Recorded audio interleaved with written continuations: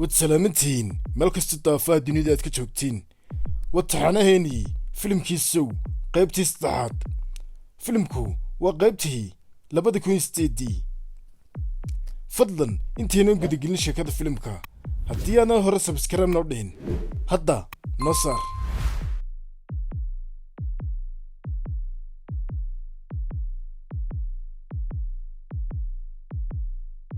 odagan meydkiisii dun muuqdaa waa jigsow qaybtii labaad ayaan ku soo daawanay habkii uu dhintay waa maskaxdii ka dambaysay ciyaartii dilista iyo nolosha waxaanu dhibanayaal kala duwan u qaban jiray ciyaarta jigsow giimis taasoo ah ciyaar dhimasho ku salaysan ninkan dharka madow ee idiin muuqdaa waa dembi baadhi mark hoffman markay dhakhaatiirtu jidhkiisa baadhayeen waxay ka heleen cajal uu duubay dilaaga jigsow hoffman waa u dhegaystay fariinta iyadoo koobanna waxay ahayd inuu ciyaarta halka ka sii socoto qolkani waa qol ka mid ah qolalka ciqaabta waxaana ku xidhan 2 nin oo aan aqoon hore isku lahayn waxay bulshada ka geysteen dembiye kala duwan balse dilaag waxa uu arkaa inay cadaaladu tahay inay ciyaaraan ciyaarta dhimashada mid kasta waxa qoorta ugu xidhan silsilad midkood indhaha ayuu ka xidhan yahay si arxandarro ah mana oga in furaha xorriyaddiisa ku heli lahaa uu ku xidhan yahay qoortiisa dambe halka ka kalena uu afka ka tolan yahay mid kastaana wuxuu dagaalamayaa sidii uu iskaga furi lahaa waxaa goobta dilista qayb ka mid ah soo galay askartii iyo dembibaadhi hoffman dhanka kale dembibaadhi riig ayaa isna ku jira waxaanu arkay keri waa gabadhii mishiinku kala jaraye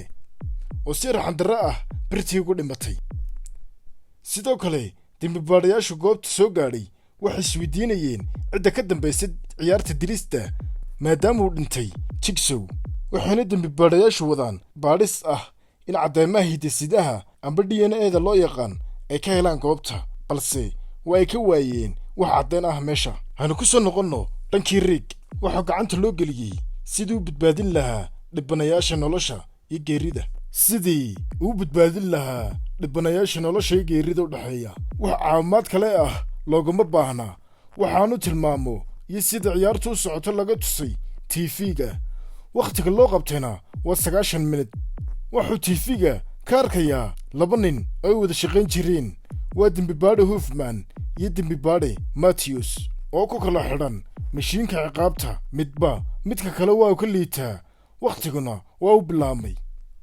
riig hore ayaa u socday isagoo digtoon waxaanu soo galay qolkii koowaad oo ay ku xidhan tahay gabadh wajixidh doofaar ka samaysan oo madaxa ugu jiro cajalka baxaya waxaa tusaya odhaahda ku qoran derbiga ee leh ma aragtaa waxaan arko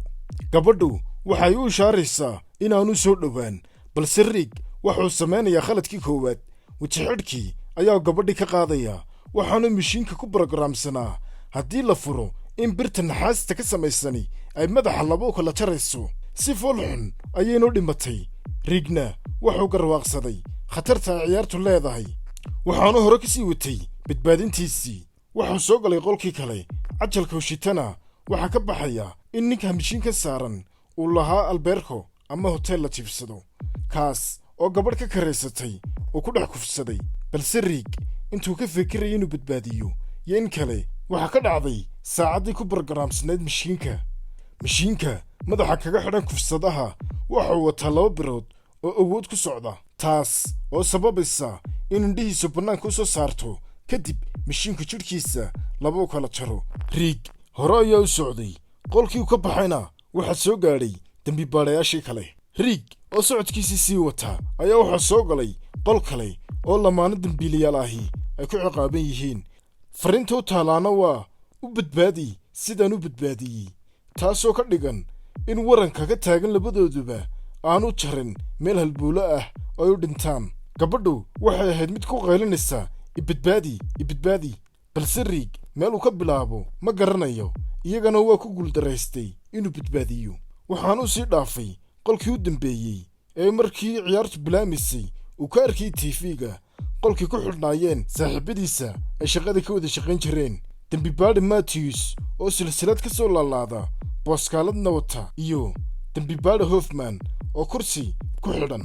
dembibaadhi matthew booskaaladda oo haysto waxaa ka sarreeya 2 baraf oo aad u waaweyn mana garanayo xujada isku badbaadin lahaa. sidoo kale qolka waxaa ku jira dhibbanihii koowaad ee muuqaalka bilowgii aan ku soo aragnay. waa midkii afka ka tolnaa, kaas oo ka soo badbaaday xujadiisii. waxaanu isku dayayaa sidii uu ku badbaadin lahaa dhibbanayaashan kale. wuxuu soo aaday dhankii kombiyuutarka, waxaanu muuqaalka CC kaamarada ka arkayaa Rick oo u soo socda qolka. waxaanu u qaadanayaa inuu Rick yahay dilaaga ka dambeeya qorshahan ciyaarta dilista. 90 daqiiqo ee loo qabtay ciyaarta waxaa ka adhsan keliya 10 ilbidhiqsi. ninka booskaalada haysta wuxuu toogtay Rick sidaadu albaabka uga soo galayba. isagana barafkii ayaa madaxiisa burburiyey oo wakhtigii ayaa ka gaadhay. Rickna wuxuu toogtay dhibbanihii koowaad ee afka ka jeexnaa. dembibaadha Rick oo dhaawac ah dhulkana yaala ayaa waxaa ka dulbaxaya cajalkiisii u dambeeyey, waxaana fariinta ku duuban ay ahayd sidan: halow dembibaadha Rick,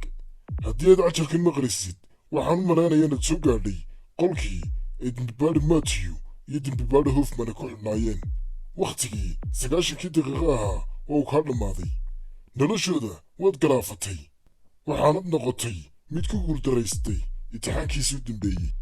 ugu dambayntiina waxaa kursiga ka soo kacay dembibaadha Hoffman una sheegay Rick inuu ahaa ninkii ka dambeeyey ciyaarta dhimashada, ciyaarsiinayeyna ciyaartii ciqaabta ku salaysneed. wuxuuna sidoo kale u sheegay inuu meydkiisu uu ku qurmi doono qolkan. ugu dambayntiina filimka qaybtiisii 3aad sidaas ayaa ku dhammaatay. waana inoo qaybta kale ee xigta. hana ilaabin haddii aanad sabskaraab hore noogu saarin inaad imika noo taabatid, sidoo kale muuqaalkana aad like taabatid. mahadsanid.